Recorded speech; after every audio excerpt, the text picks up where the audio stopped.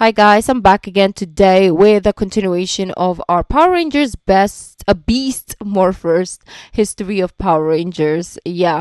So I am excited to check this out. To continue, this is going to be part 2, another 25 minutes today, and then so it's going to be in 4 parts. So this is the second part. If you haven't seen the first part, go check it out.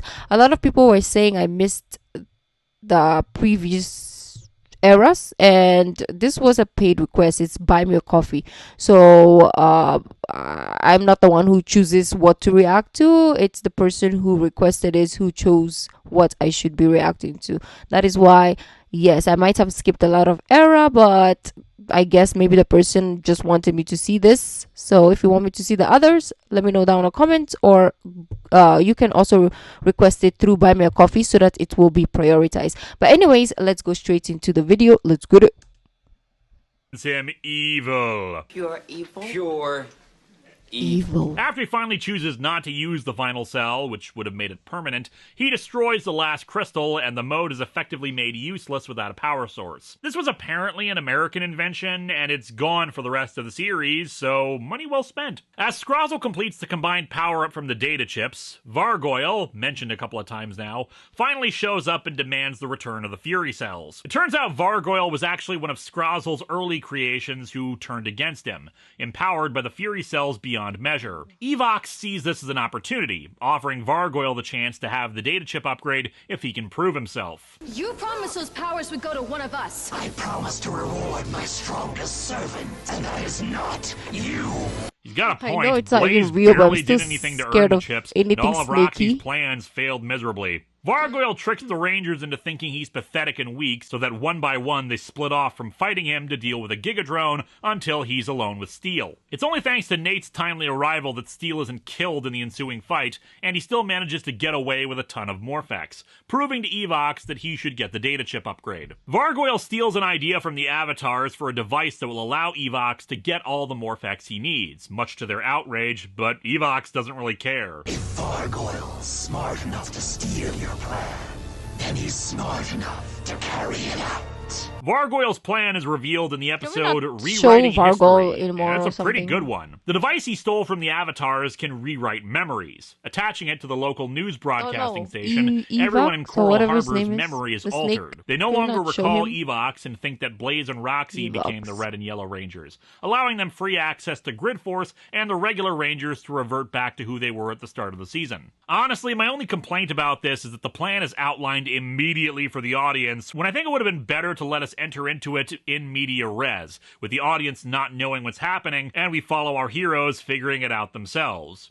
The only one unaffected is Steel, who quickly deduces what's happened, though no one remembers him either, because of course events played out differently in their memories. He's able to recruit Devon and convince him that something's up, since he still has the cheetah DNA that grants him super speed. Inside the Grid Battle Force HQ, the Avatars obtain the Mega Teleporters, the devices used to originally send them and Evox into the cyber dimension. Roxy takes a moment to go back to the stasis chambers holding the Avatars' human bodies, and implants a thumb drive in the system, saying it's for later. Devon and Steel quickly locate the memory-altering device, which is guarded by a force field and an electrically charged tower. Devon is sent off to disable power, while Steel climbs the tower despite getting electrocuted the whole way up, managing to destroy the device. Devon is intercepted by Vargoyle, who needs more Morphex to use the copied beast powers, but Scrozzle and the Avatars elect not to send it, wanting him to be destroyed. And thus Vargoyle is destroyed, but Evox now has the Mega Teleporters, and they've done something to Roxy's stasis pod. This brings us to Target Tower, which begins with Roxy's stasis pod beginning to malfunction. If she doesn't get her mind restored, her body will die. I'd ask why they didn't do this to Blaze's as well, but let's face it, dude was already a douche. If he gets restored, he'll probably just join evil anyway. The Rangers soon find the Mega Transporters on Earth, which were going to be set up around one of the Morphex towers to bring it to Evox. They retrieve them, and Ravi starts to drive them back to HQ, but the Roxy Avatar shows up to distract him and keep him from taking them away. In the ensuing fight, he repeatedly blasts her. But hey, she's tough. I'm sure she'll be fine. Unfortunately, of course, Blaze is able to retrieve the teleporters and starts setting them up. However, what twists the knife is that when Ravi returns to base, Roxy still hasn't awakened, and Shaw gives him a thorough chewing out for disobeying orders and putting the entire city at risk, though she at least does say sorry about Roxy. Betty and Ben manage to get a hold of one of the teleporters to bring back to base, Mayor Daniels coming in to help as well, after scolding Devin for perceived cowardice in another fight when he doesn't realize he's the Red Ranger. Unfortunately, Blaze is able to retrieve it and put it into position, activating it and stealing the tower along with a captured Devin. What's more, Mayor Daniels spotted Devin demorph. Back at HQ, Nate's plan is to rebuild the that would be a very, interesting part of the series. His dad finding out he's a Red Ranger. I want to watch that. I'm actually curious what his thoughts are about his son being a ranger.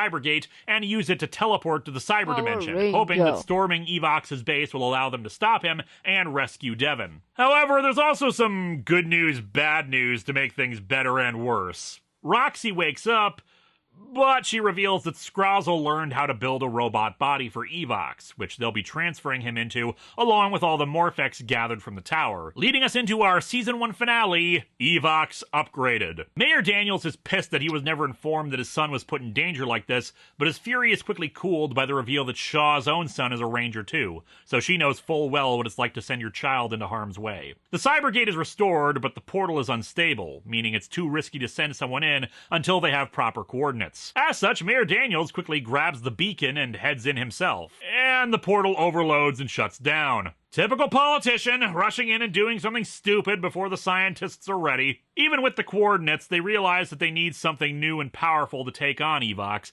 and fortunately, Nate has something just for that. The Ultrazord configuration. Mayor Daniels manages to free his son and get him away while the Ultrazord is formed and deployed into the cyber dimension. The formation sequence is short, but given a lot of grandeur. I don't think the Ultrazord itself is all that great looking, but points for trying to show off how cool and important this is. Naturally, a big-ass robot gets the attention of the villains and they unleash an army of gigadrones to confront them. Still, you don't call something an Ultrazord if it's a pushover, so it makes short work of the first wave. Devin and his dad reconcile and head off to try to get the Rangers' attention, or at least get to the Cybergate. Evox's body is completed, and a single blast from him splits apart the Ultrazord and heavily damages the individual Zords. Our heroes are reunited. Couldn't have done it without you, Mr. Mayor. But now, we're in a tight spot. Damn, we're in a tight spot. Evox attacks, and once again a single blast kicks their asses, demorphing them. He grows giant-sized and prepares to leave, but the Rangers quickly make plans. The Red Ranger's Zord is still functional, and Morphex energy is highly explosive, so Devin can use it to destroy the tower and hopefully take Evox along with it. The other Rangers will take out the teleportation capabilities of Evox's base to keep him from escaping. Devin heads into the tower to destroy it from underneath, but Blaze is waiting for him in a Zord constructed for him. Of course, Devin destroys it, and the Blaze avatar along with it. Scrozzle teleports away as Evox begins traveling to Earth, but Nate is able to access the teleportation system and reverses it. As the tower explodes, Evox seems to turn purple as our heroes return through the Cybergate, Devin arriving at the last second. The real Blaze soon awakens, our heroes are all given medals for saving the world, some comic relief from Betty and Ben, and we'll never see Evox again. Right, Mayor Daniels? On special occasions, and this is a pretty special occasion. Oh no, he's Evox now. Before the next season, which for the first time in many years is not labeled as Super, it's just Season 2 of Beast Morphers, we of course have our season requisite holiday clip shows. Except for this time around, we only have a pair of them, not one for the second season as well that takes place after the finale or anything. The Halloween one was Hypnotic Halloween. So, I found us a film to watch on this weird streaming service. Oh no, they've discovered Quibi! Scrozzle uses a hypnotic video to make 4 of the Rangers think they are their Halloween costumes, and Ravi apparently thinks that Sherlock Holmes went around everywhere just examining everything with a magnifying glass. Devin has to get them to remember who they are through the context of their costumes and clips. With Zoe as a Viking, they need to dress up as Vikings. I say dress up as Kung Fury. I'm a cop from the future. I was sent back in time to kill Hitler. For Nate and Steele, they're Dr. Frankenstein and Frankenstein's monsters, so... I'm Dr. Reeves. We heard that you and your creation have not been getting along.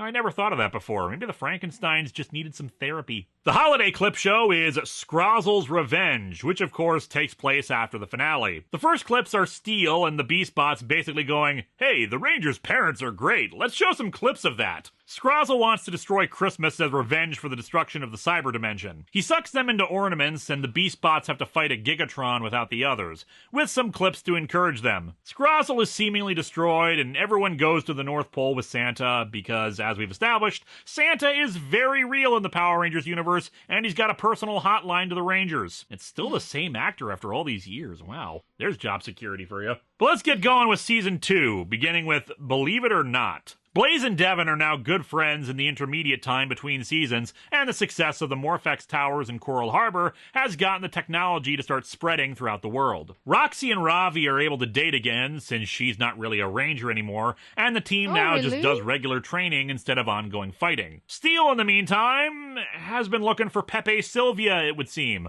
Actually, he thinks that Evox is still alive, based on monster sightings like Bigfoot and the Loch Ness Monster.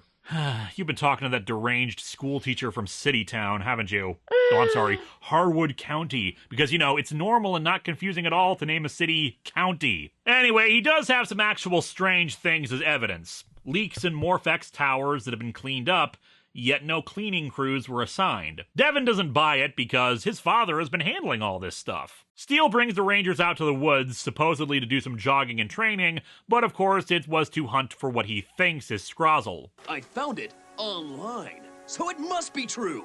God, this poor innocent cyborg is gonna find some dark corners of the web someday, and it's gonna break my heart when he does. Since the others disbelieve him, Steel walks off to find evidence. Feeling bad, they go after him, and discover that Scrozzle is indeed alive, and ordering Tronics to load Morphex into a truck, claiming that Evox is also still alive. The theme song happens at the 9-minute mark for this one, by the way, almost halfway through. If you're gonna put it that far in, why even have the theme song? After a fight with a Gigadrone, they scan the cyber dimension, probably thanks to the Cybergate, but can't find any evidence of Evox. Just put it at like the 3-minute mark at least, right? Or 5 minutes at the most. 9 minutes? Like, hello. Just put an outro then. There. As such, they can't even be sure of where the Gigadrone came from or where Evox is hiding. In the next episode, we see that they're operating out of some other dimension full of ice crystals. Evox still has his robot body, but it's somehow merged with Mayor Daniels, so, like a few villains before him, he can transform between them, though he's in the driver's seat. Scrozzle warns that if he runs out of Morphex, he could transform in public, though what's more, the human body is corrupting his virus, whatever the hell that means. Well, and for some reason, they shoot the scene revealing this as if it was a big surprise that it's Mayor Daniels, despite the fact that we saw at the last season the whole purple energy thing on him. Since Evox wants new generals, and they have the actors anyway, Scrozzle takes samples of Blaze and Roxy's DNA and, like with Evox, uses robotic base forms to build new evil clones of the two, having also stored memory banks up of the Avatar versions as well. So basically, now they're Terminator versions of the two. I destroyed you, Avatar! Wrong again, lover boy. That was the old Roxy. My purple hair extensions give me new powers! They can also still morph, though their corrupted ranger forms have also changed, particularly Blaze's. The two are also now functionally immortal, their minds getting downloaded to new robot bodies if they get destroyed. So now they really can just say to the Rangers whenever they see them, "I'll be back." Drawing inspiration from a monster that grows more powerful by absorbing technology, the Rangers find a way to convert their Beastbots into armor that upgrades the Rangers, basically creating an upgraded mode for the main three, Beast X mode. It's just some neat light armor again, and like the Fury mode, the less is more attitude with the designs really works well. Nate gets temporarily kidnapped by Evox in The Blame Game to complete the programming for a secret project for Evox, a malware that we see implemented in the next episode, Beast King Rampage. The military have been secretly building their own Zord, the Beast X King Zord. With the Rangers busy defending Coral Harbor, the network of Morphex towers needs other forms of ongoing defense. The project was spearheaded by the mayor, and a girl named Megan, who had appeared in the previously mentioned Nate and Zoe relationship episode, which has not gotten a mention since then, I should note. She had attempted to blackmail Zoe into getting a position as Nate's assistant, then tried to blame him for a weapons malfunction that she caused that almost killed Ben and Betty so that she could get his job. Naturally, no one is happy to see her, and she seems truly apologetic for what she did and demonstrates the Zord she designed. Using the malware program, Evox takes control of it, the real plan the whole time. With her help, and a big Nerf bow and arrow, they're able to regain control of the Beast X King. They hand the thing over to the Rangers afterwards, which doesn't seem to really address the legit point that the military had about being able to help more than just one city, but whatever. In Secret Struggle, we finally revisit the Nate and Zoe relationship, where Steele learns of it and is confused why it's forbidden. What could possibly be the harm in dating? Who knows? Well, there are a few reasons for it, especially since this is essentially a military organization. Normally, this sort of thing would be a matter of dating someone of a lower or higher rank within the same command structure, because it's a power imbalance that can cause potential issues. In the case of the two Rangers, they're actively on the field together in situations where one or the other is in danger. We saw what happened with Ravi when he saw an opportunity to save Roxy's life. The tower got stolen because someone put the life of the person they love above the needs and welfare of the city and the planet. There could be a situation where a critical choice has to be made, but they're more worried about their significant other instead of the mission. Now, there are arguments to be made in response, like how, by that logic, no one on the team should be friends, because they'll place the life of a friend above the life of someone else. But it's a legitimate concern. I do like the double meaning of the title of this episode. On one hand, it's about the two Rangers wanting to date, but can't, but on the other, it's about Evox being closely watched by the Rangers and needing a resupply of Morphex to maintain his cover when they think Evox is trying to kidnap the mayor. The two admit their feelings to Shaw when security footage shows them about to kiss on their watching of the mayor, but the rest of the team thinks the rule is ridiculous. What use is a rule if all it does is make good people unhappy? Well, arguably, you just saw what happened. They were so engrossed with each other that they didn't notice the mayor slipping away to try to get some Morphex. Now, it could be argued that if they were allowed to be in a relationship to begin with, the familiarity would cause the passion to die down enough that they wouldn't have felt the urge to give into those feelings Lady and the Tramp style as what happened. Like I said, much as I personally think they should be allowed to be together, I'm a sucker for romance, there is an argument for why this shouldn't be a thing. Hell, here's another one. What happens if the two break up and it's a messy breakup at that? It can screw with the team dynamics and affect more than just them. Or what happens if there's an affair while they're still technically together? When you order a guy to go fight, the guy can't think it's because you're sleeping with his wife. Ultimately, Shaw decides to remove the rule after seeing how well the two work together, and Mayor Daniels gets exposed as Evox, who escapes. In the following episode, the Evox Snare, we actually see some good judgment. Knowing now that the mayor was Evox, they realize that the computer network linking the Morphex towers, and the towers themselves, are potentially compromised. So all the network will be shut down and all the energy sent back into the morphing grid until the situation with Evox can be resolved. What's more, the human DNA corrupting the virus part of him means that he needs incredible amounts of Morphex to stay alive, so they're basically cutting off his food supply while preparing a trap should he show up in person to try to get what's left. Once he does, they hope to capture him with a freezing arrow. Cool party. And thanks to my genius brother, it's hard as diamond. No way out. Give it Peter Capaldi a few billion years in a time loop, and we'll see about that. Devin, though, worried that he could be trapped indefinitely without any plan on how to separate the two, objects to the plan and tries to research a way to retrieve him. Fortunately, his research comes up with something interesting. There was a Black Ranger once. He was slowly turning into an evil cyborg. Their lead scientist found a way to stop the process. Her name was Dr. K. He's tried to contact the RPM universe, but hasn't been able to get an answer from them. Remember, as established last time, Wes has been handing out dimension hopping tech to other Rangers. Wes's dimension hopping tech is not just a matter of coming to the aid of other Rangers, but informing them of other threats in their respective universes. Anyway, they lay a secondary trap for Evox after his forces fail to take a tanker full of Morphex, luring him out to what looks like a full unguarded tower.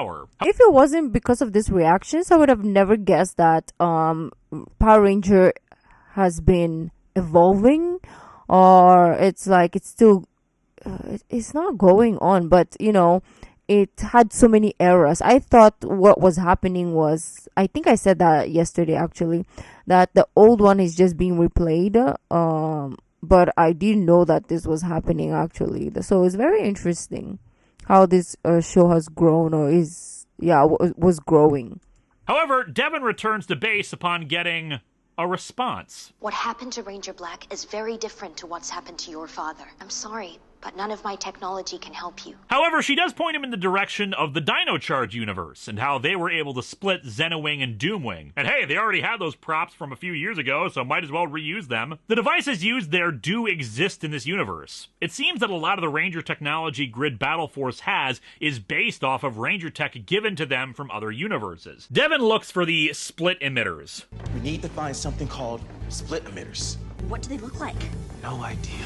Maybe you could look it up in a database or something? I've got to imagine all the stuff you have in here is cataloged. Anyway, after some neat little fan service bits, one person on Twitter asked how the hell they got Mystic Morphers on there, though I suppose Udana could have given them, like, a blank wand for the purposes of this. They find the split emitters. Over at the tower, Evox appears and they take the shot. You think this little stick is going to stop me? It doesn't work on a cold-hearted. Devon arrives and they use the split emitters, separating Evox and his dad. However, the episode ends on a slightly stupid note, as they elect to reactivate the towers now after Evox escapes, instead of just waiting it out for him to starve. Mayor Daniels doesn't recall what happened after the Cybergate, so sadly they don't know what Evox's plans are. Though they did find trace amounts of the Evox virus in the computer network that they've purged. We're not done with that vault yet either. In the next episode, Intruder Alert, Grid Battle Force gets a message from deep space that an alien criminal, Ryjack, is coming to steal valuable technology from them, and Shaw wants to assign extra security to it to make sure the Ranger tech in there isn't taken. They get a report of alien biosigns taking some Morphex, but when they intercept the Silver Being, it can't communicate with them. Damn VR troopers stealing our Morphex. Look, we had the chance to make you canon to Power Rangers years ago and we botched it. Nobody cares anymore. They think it's Ryjack, and he runs off when he fails to retrieve the device he was charging. By the way, this suit is from Metal Heroes, another tokusatsu series in Japan. Sheriff Skyfire from last season was also a metal hero. I didn't mention him because his appearance was in a terrible filler episode. Ryjack heads to the dimension Evox is based out of to ask for help in stealing the Ranger weapons. They accept in exchange for Morphex and destroying the Rangers, and he shows off one of his nifty trinkets, a device that can reanimate dead material into a robotic servant. In this case, restoring Vargoyle to life. Also, Ryjack is from Space Australia. Great Evox. I'm humbled to make your acquaintance. They call me Ryjack. So, it's like Australia in space. The Rangers capture the Silver Warrior when he breaks into the vault to retrieve the device he left behind, but soon encounter the real Ryjack, who decides to resurrect some old friends. What are those?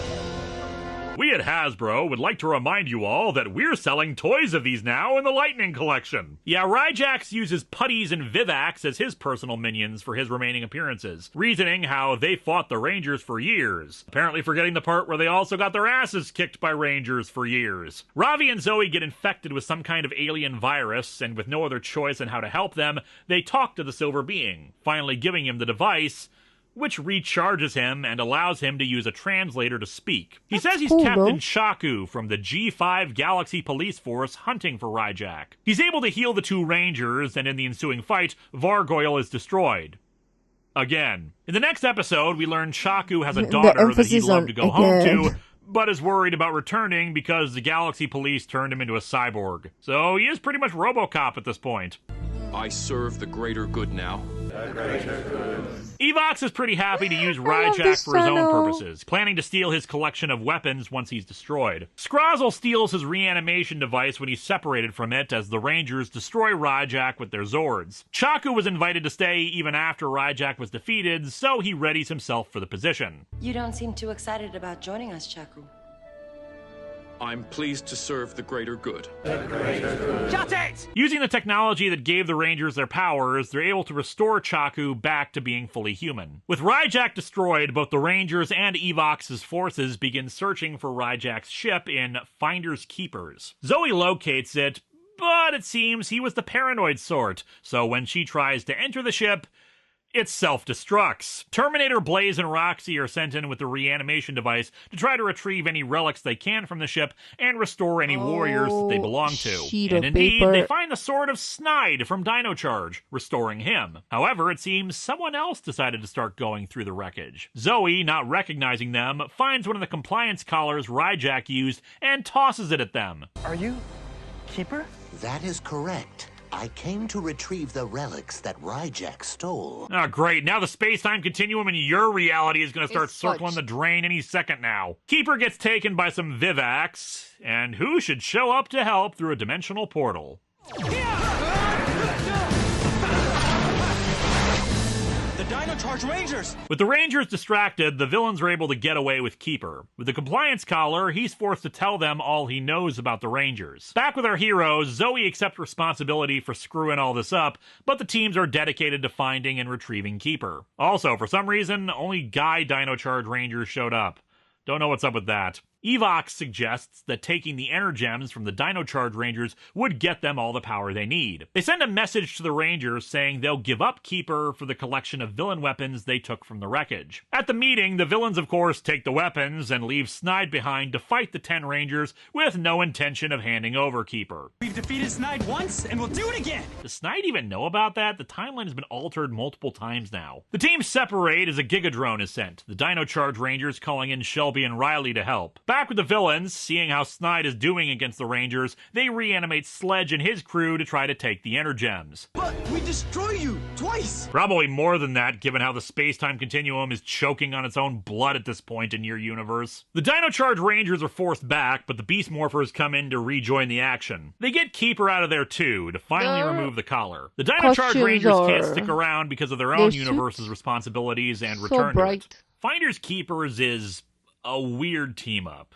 It's not terrible, but it is very fast-paced, and there's not really much room for character stuff. While the two Ranger teams fight side by side a couple times, it doesn't really feel as cool as it should be, since most of that action is against foot soldiers. It's also kind of weird that Dino Charge is the one that gets the first real team-up instead of Ninja Steel, since we already had some focus on Dino Charge last season. And to be fair, I like Dino Charge. It's just odd that they're the ones that get the focus first. Maybe it's because of the decision to have Sledge and company brought back to work with Evox? Anyway, we continue on with Making Bad, as the villains decide to resurrect more villains for Evox's little army. Scrozzle points out that the villains being brought back, well, they did get their asses kicked already, so maybe there's room for improvement with the resurrection process to make them more powerful. Scrozzle wants to bring back Korag from Mystic Force next, with some actual voice reprisal for Jeff Dolan, his actor in Mystic Force, over the footage. But Roxy points out, thanks to some clips from the season, that Korag was actually Lianbo, a good guy, so that plan is dumb. Her suggestion? Astronema! I do understand the comments wherein you guys are like, oh, you missed some errors. It makes sense because I wouldn't understand a lot of the stuff happening since they're incorporating like old errors into the new ones as well. So I do get that. But I mean, like I said, this was the one that's requested. And by saying that, we're going to end it here. We're going to continue again tomorrow. So if you want to check it out, come back for tomorrow. If you like the video, don't forget to give this video a thumbs up, subscribe, and I'll see you in the next video. Thank you guys for helping me out in the comments. You guys have been amazing. I'll see you. Bye.